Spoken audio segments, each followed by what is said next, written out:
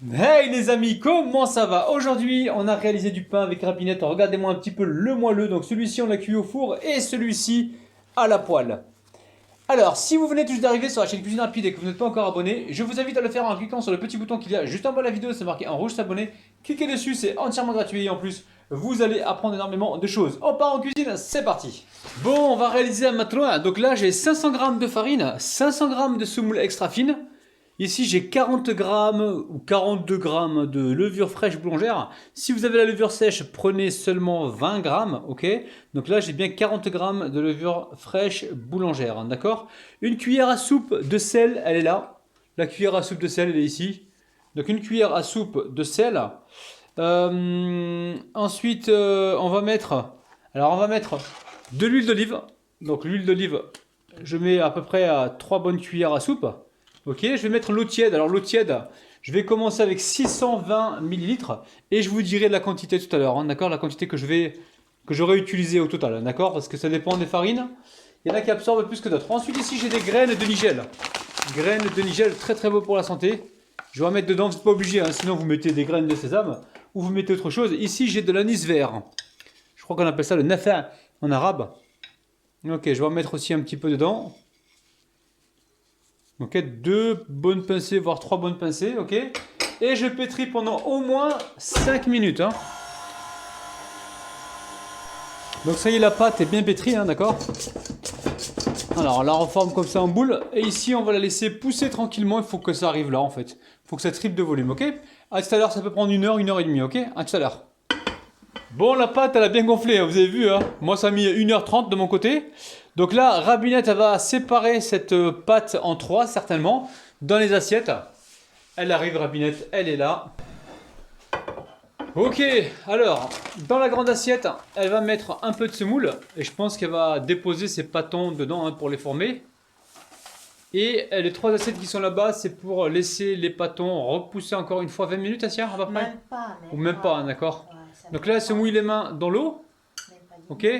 Elle se mouille les mains dans l'eau, elle récupère la pâte. Tu la dégazes ou pas la pâte? Je la dégage. Voilà, dégage un petit peu. Elle récupère, donc tu vas diviser en 3, hein, c'est ça? En 3. Ok, donc là, elle récupère une première boule.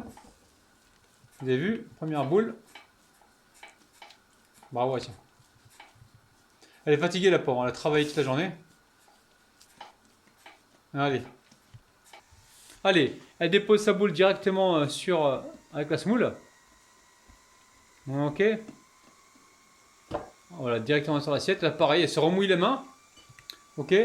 Elle rechoppe de la pâte. Ok.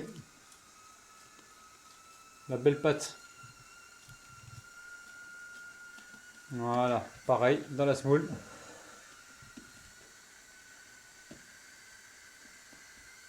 Et directement sur l'assiette. Allez, à tout de suite. À tout de suite.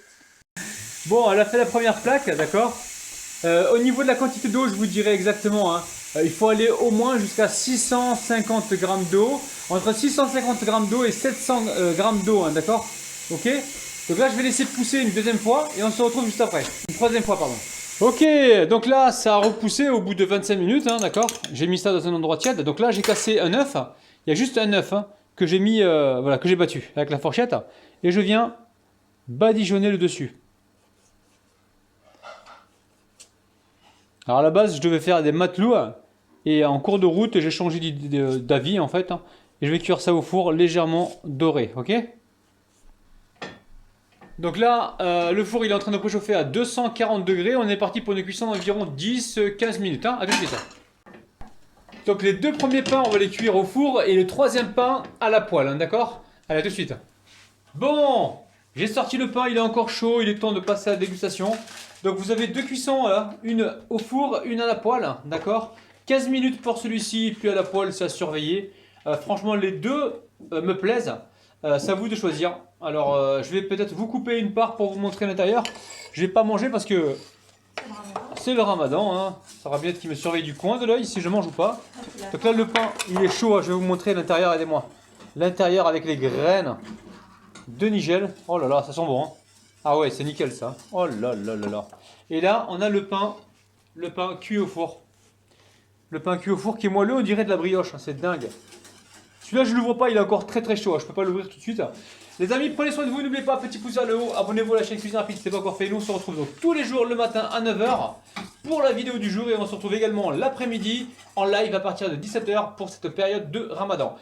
Prenez soin de vous, bis, bye bye. Je vous montre le deuxième pain que j'ai cuit au four, il est magnifique, hein. Magnifique, regardez-moi ça. Dinguissime, magnifique.